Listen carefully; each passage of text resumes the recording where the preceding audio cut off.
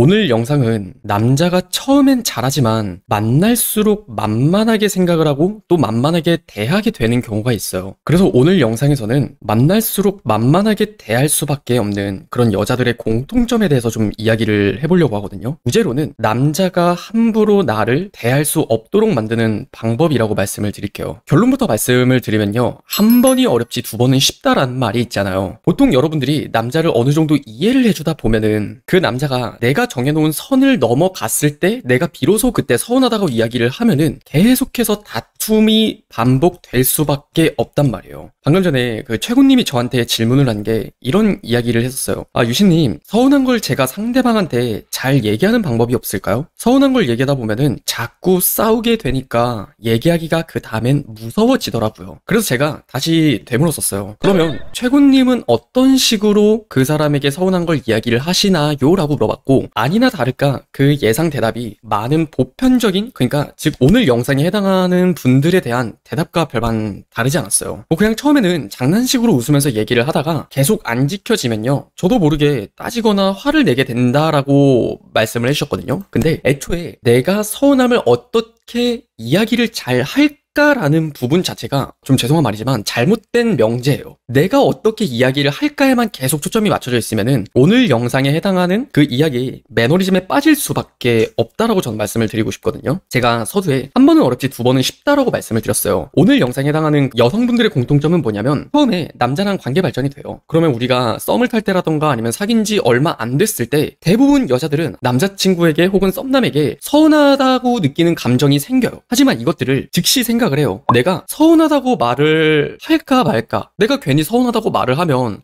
좀 속이 좋아 보이고, 또 말을 하지 않고 지나가자니 내가 괜히 기분이 나쁘고 뭔가 좀 꿍이 있을 것 같고, 그래도 처음에는 내가 서운한 게 그래 뭐 이번 한 번뿐일 수도 있고 내가 기분 탓일 수도 있지라고 생각을 하기 때문에 10중 8구는 다 넘어가요. 대부분 여성분들이 처음 남자친구든 썸남이 서운한 행동을 했을 때 거의 한 번은 다 넘어갈 거란 말이에요. 근데 문제가 뭐냐면은 내가 속 좁아 보인다라는 내가 내 스스로에게 자존심을 부리기 때문에 그게 곧 다시 내가 생각하지 못할 미래의 보상 심리가 우리의 관계를 괴롭힌다는 거예요. 자, 이게 어떤 느낌이냐면, 여성분들의 입장에서는 내가 한 번 참았으니까 다음에는 그러질 않길 바라라는 기대가 생긴단 말이죠. 하지만 남자는 여러분들이 말을 하지 않았기 때문에 몰라요. 그리고 정말 뭐 좀 더 나아가 생각을 하면 다음에 그런 행동을 또 똑같이 반복할 가능성이 매우 높거든요. 그런 것들을 반복하지 않길 바라는 건 나의 기대지, 사실 현실적인 가능성으로 보면은 반복할 가능성이 훨씬 높아요. 그러다 보니까 그 행동을 똑같이 했을 때 여러분들은 그간 참았었던 것들에 대한 보상 심리가 같이 겹쳐지면서 내 감정이 좀 더 어떻게 보면은 속이 썩어 들어간단 말이죠. 그러다 보니까 여기서 오늘 영상의 제목의 핵심이 나와요. 처음엔 잘하지만 만날수록 만만하게 대할 수밖에 없다라고 말씀을 드렸잖아요. 크게는 두 가지예요. 여러분들이 이쯤 돼서 한 두세 번이나 네다섯 번 정도를 참게 되면은 여러분들이 그 이야기를 하든 아니면 하지 않든 둘 다 문제가 돼요. 이게 왜 그렇게 되냐면은 더 이상 참지 않고 서운함을 이야기를 하잖아요. 그러면 여러분들은 그냥 서운하다고 이야기를 하는 감정의 농도가 처음 서운함을 느꼈을 때랑 그리고 네다섯 번을 참고 느꼈을 때 그 서운함의 농도 자체가 너무 다르단 말이에요. 그러다 보니까 남자친구에게 나 이런 거 좀 서운해, 처음에는 장난식으로 되게 얘기를 해요. 근데 남자친구도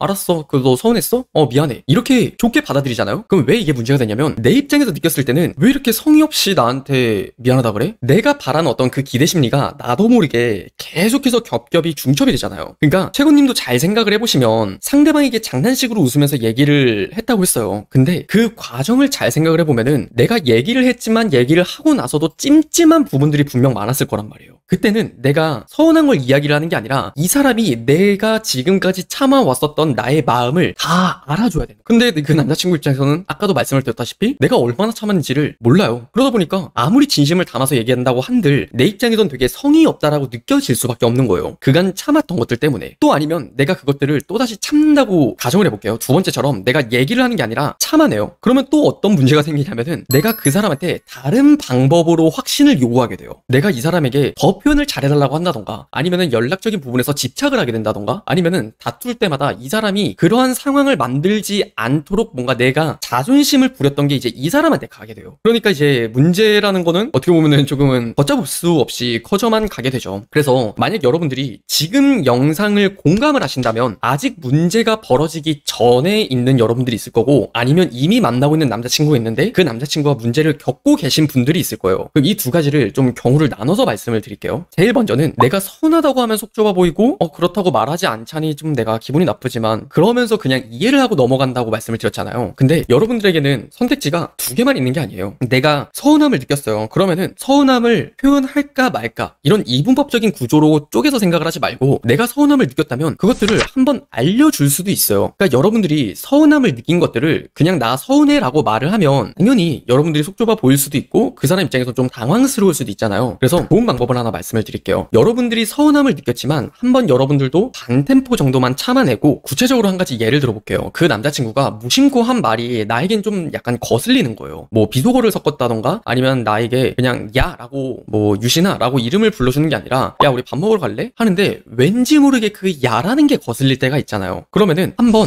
눈치를 주세요. 이거는 진짜 제 개인적인 경험인데, 한 번은 어떤 친구를 알게 됐었을 때 그 친구가, 저는 그 당시에 좀 약간 무심한 스타일이었던 것 같아요. 그래서 야 그냥 우리 뭐 할래? 이렇게 이야기를 했는데 그 친구가 갑자기 저한테 그러는 거야. 야 이러는 거예요. 갑자기 그 순간 한 1.5초에서 2초 정도 정말 되게 싸늘한 공기가 싹 감싸 돌았거든요. 근데 저도 이제 그 사람을 남자 입장에서도 생각을 해보면은 내가 잘 보이고 싶은 여자라던가 아니면 신경 써야 되는 여자라면 적어도 단 1말의 호감이라도 있다면 그 사람의 반응 하나하나를 신경 쓸 수밖에 없단 말이에요. 그러니까 여러분들이 눈치를 주는 것만으로도 그 남자의 행동이 어느 정도 내가 이런 부분은 좀 조심을 해야 되는 거구나 라고 어느 정도 눈치를 보게 된단 말이에요. 어떤 느낌인지 이해가 가시나요? 그럼 이것들은 비단 여러분들이 서운하다고 직접적으로 표현을 하는 것보다 그냥 반응을 하지 않는다거나 아니면은 야 라고 이야기를 한번 해준다던가 그냥 표정을 좀 한번 굳어서 잠시 생각하는 듯 침묵을 지키는 것도 되게 좋아요. 그러면 그 사람도 갑자기 침묵이 일어난 반응 속에서 뭐지? 얘 갑자기 왜 이러지? 그럼 왜 그래? 라고 물어볼 수도 있고, 아니면 본인의 행동이나 말을 되돌아볼 수도 있잖아요. 그렇게 조금은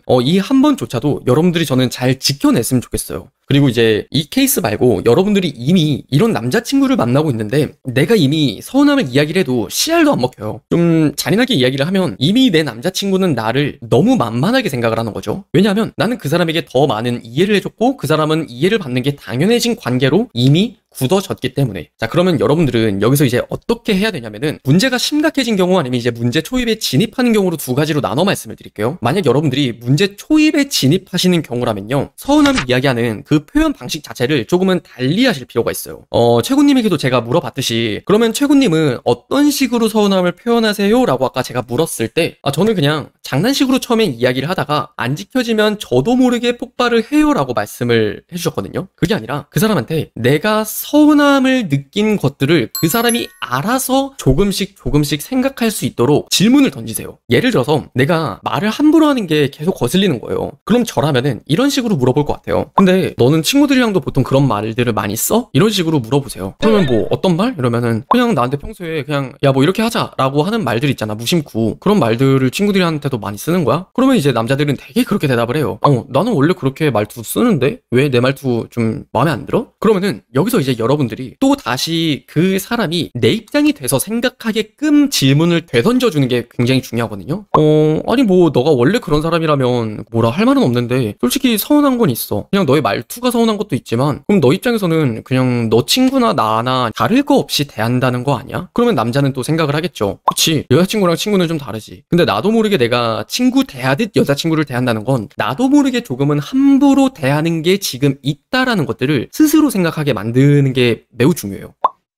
자, 그러면은 그래요. 최군님 말대로 초입이 아니라 완전 진입이겠죠. 3년이나 만났는데. 그러면은 어떻게 하면 좋겠냐면요, 차라리 지금 이 경우가 됐으면은 그냥 단호하게 시간을 한번 가지자라고 이야기를 하세요. 그 관계가 이미 굳어진 거면은 그 관계가 굳어진 것들을 조금은 잘게 부숴줄 필요가 있거든요. 근데 웬만한 걸로는 여러분들이 서운하다고 이야기를 하는 것들조차 안 먹혔다면 그 사람은 이미 여러분들은 내가 굳이 뭐하러 맞춰줘? 어차피 내가 이거 안 맞춰줘도 얘는 나 좋아해주고 우리 관계는 아무런 문제 없잖아. 정말 냉정하게 솔직하게 좀 팩트를 말씀을 드리면 그 사람이 왜 노력을 안 해준 줄 알아요? 노력을 안 해도 되는 관계라고 느끼기 때문이에요. 굉장히 싸가지 없는 태도예요. 근데 그런 싸가지 없는 태도를 계속 이 사람이 유지하게 만든다는 거는 내 스스로를 희생시키는 연애라고 전 생각을 해요. 그리고 더불어 어떤 이야기를 해줘야 되냐면 그냥 우리가 싸우는 문제들이 좀 반복됐지 않냐. 근데 나도 생각할 시간을 가지면서 내가 서운함을 너에게 잘못한 것 자체가 문제였는지 아니면 내가 서운함을 이야기하는 방식이 잘못됐는지를 조금은 생각을 해보고 싶다. 나 역시도. 나는 우리 관계에 최선을 다하려고 하면 할수록 너에게 가스라이팅을 당하는 느낌이고 계속해서 너로 인해 나의 자존감이 떨어지는 느낌이라고. 그래서 나도 조금은 생각할 시간을 가져보면서 서로가 좀 연락 안 하고 있어봤으면 좋겠어. 이렇게 좀 강수를 좀 던졌으면 좋겠어요. 뭐 이쯤 되면은 굳이 그런 남자를 뭐하러 만나? 라고 생각을 하실 분도 있을 것 같은데 전 또 그렇게 생각을 하진 않아요. 뭐 많은 사람들이 그렇게 생각해도 적어도 나한테는 가장 또 소중한 남자일 테니까 그래도 마지노선은 정하자는 거죠. 어떤 느낌인지 이해 가시나요?